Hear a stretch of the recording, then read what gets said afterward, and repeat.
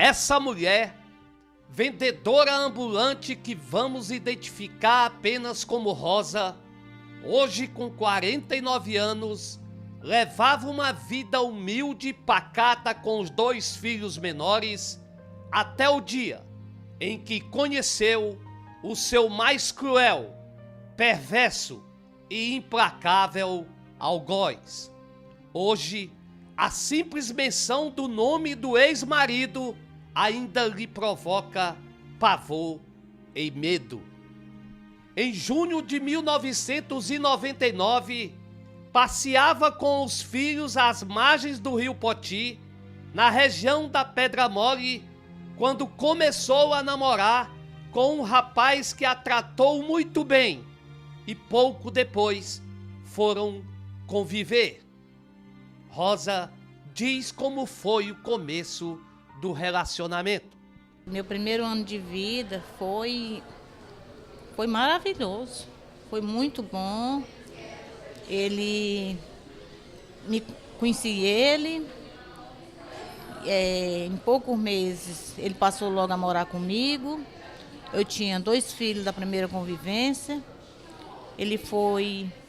Era muito bom para meus filhos, cuidava muito bem de meus filhos. Inclusive, eu trabalhava, tinha uma pessoa que tomava de conta de meus filhos. Ele falou para mim tirar aquela pessoa, que ele mesmo tomava de conta das crianças. Eu falei que não, mas ele disse, não, esse dinheiro que você paga essa pessoa já serve para outras coisas, pagar uma conta. Nunca achei uma falha, ele passeava comigo, com meus filhos, eu trabalhava, final de semana nós estávamos ali juntos, passeando. A família dele sempre foi uma família boa para mim, não tive o que dizer, não tinha porquê eu não confiar nele. Mas é o seguinte, passou-se um ano, eu apanhei uma gravidez. Aí, você ficou grávida dele? Fiquei grávida dele, do 3º filho. Ele cuidava dos meus filhos de uma maneira que eu dizia bem alto. Meus filhos conheceram, tem um pai que nunca tiveram. Rosa está numa sala. Dentro, eu, o cinegrafista Valmar Cardoso, assistente social, e na porta um segurança. Mesmo assim, não se sente segura. A toda hora, volta a vista para uma vidraça, através da qual percebe a circulação de pessoas. Sente um pouco de alívio. Rosa se recupera e prossegue a história do seu calvário. Dentro da gravidez, ele me torturava, já me espancava, me dava... Você grávida? Eu grávida, já da primeira... Mas como foi essa mudança de uma hora para outra? Ninguém sabe, é impressionante para todos, porque ninguém acreditava que ele poderia se tornar uma pessoa ruim. Como é que ele torturava quando você estava grávida? O que ele fazia? Dava chute na minha barriga, pegava pelos meus cabelos, jogava na parede e, enquanto isso...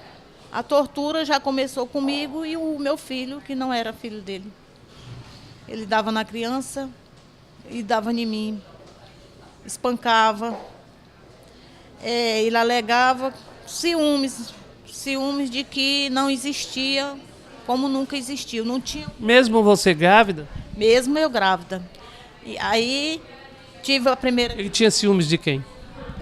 Não, sempre ele alegava que eu... tinha outro macho. Se eu grávida, não estava mais saindo para trabalhar, nunca traí, nunca tive alguém, até porque, pelo tamanho da violência, do que ele me cobrava, se eu fosse, mesmo eu quisesse traí-lo, eu não tinha como trair ele. E dentro de casa não tem como uma mãe trair um filho, o marido, com 2 filhos de um lado e um do outro e outro na barriga, dentro de casa. Que até aí eu já estava dentro de casa sem poder sair, nem para dar uma diária, e sentia necessidade de trabalhar mesmo com a gravidez por causa dos meus filhos que precisavam de alimento, faltava alimentação. O que ele fazia para impedir a sua saída de casa? Ele simplesmente falava que ia se virar, deixasse, não precisava trabalhar, não precisava sair, que eu queria sair para ser sem vergonha. Não queria trabalhar. E ele trancava as portas, o que ele fazia? Não, simplesmente ele ameaçava que ia sair e tinha detetive, tinha vigia ao lado. Se eu saísse, se meus filhos saíssem para a casa de vizinho, quando ele chegasse ele sabia. E aí eu já sabia o que ele ia fazer. E tinha alimento dentro de casa? Vocês se alimentavam? Como era? Simplesmente o alimento era muito pouco, porque a mãe dele é que trazia. Aí meus filhos maiores estavam no colégio, aí saiu o Bolsa Escola, na época. Se tratava de quê? De R$ 30. Eram R$ 15 para cada criança. E ele pegava aquele dinheiro, ia no comércio, comprava uma massinha comprava uma pequena alimentação e botava ali. Ali nós tínhamos que passar quanto tempo? Um mês. Será que dava para sobreviver? Não dava. E eu costumava trabalhar para manter meus filhos. E não era a gravidez que empatava de eu sair, era simplesmente ele. Esse triste, comovente e revoltante relato Rosa fez num ponto de Teresina sob a proteção policial e acompanhamento da assistente social Melissa Carvalho, da Secretaria de Ação Social do governo. A tortura que foi submetida ao longo de todos esses anos certamente não tem precedentes no histórico de violência doméstica no Brasil. Durante o depoimento de Rosa, até as pessoas que já a conhecem se comovem com a história. No dia 8 de novembro, não tem palavra do que eu vou falar. Ele foi na minha casa, me procurou, eu não estava. Eu tinha ido para o hospital, marcar uma cirurgia de uma hérnia. Então ele foi no hospital, soube que eu estava lá, foi no hospital, invadiu o hospital, usou o meu filho, arrastando pelo braço, adiante de aproximadamente umas 500 pessoas. Ele deferiu uma faca, eu sentadinha ali, nem me mexi. Quando eu vi ele levantando a camisa, com que eu me levantei, ele já tinha tirado uma parte do meu rosto fora, em cima do meu filho. Eu saí correndo disparada e ele atrás. Meu cabelo, pegou, cortou logo com a faca, me derribou e começou a me esfaquear. E eu pedindo socorro, e ouvindo a voz do meu filho, gritando, pedindo socorro. Chega, chama a polícia, matou minha mãe. Ele não teve dó nem piedade. E me esfaqueou, me deixou como morta. Ele achou, né? Saiu. Aí chegou até onde um comerciante, não teve nada com ele na saída, chegou até onde o comerciante e falou: rapaz, o cara terminou de matar a mulher bem no hospital. Aí saiu numa boa, friamente, como que nada tivesse acontecido. Como foi que ele chegou a tirar, assim, a ferir a sua cabeça dessa forma? Como é que ele fazia? Ai, eu não deu para ver, eu não senti, não vi. Só sei que ele em cima de mim, esfaqueando. Não tem palavra, não. Foi muito difícil, não deu para ver. Para mim era um pesadelo, não estava acontecendo, mas era verdade. Ele acabou minha vida.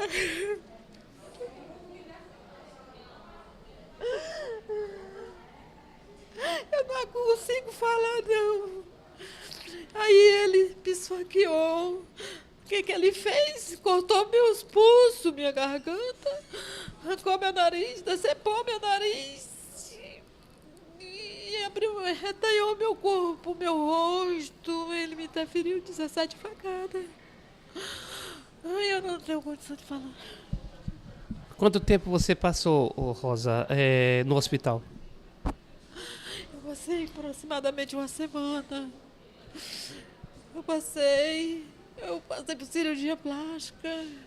Já tinha 78 horas já, os médicos chegaram, procuraram minha família para liberar o corpo, que eu estava em coma. Se eu disser que foi muito difícil para minha família, só tinha 2 pessoas ao meu lado, meu filho, minha comadre.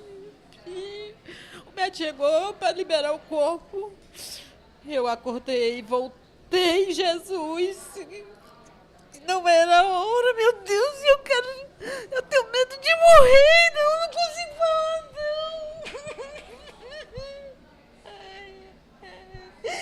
Eu não sabia que eu ia passar por isso.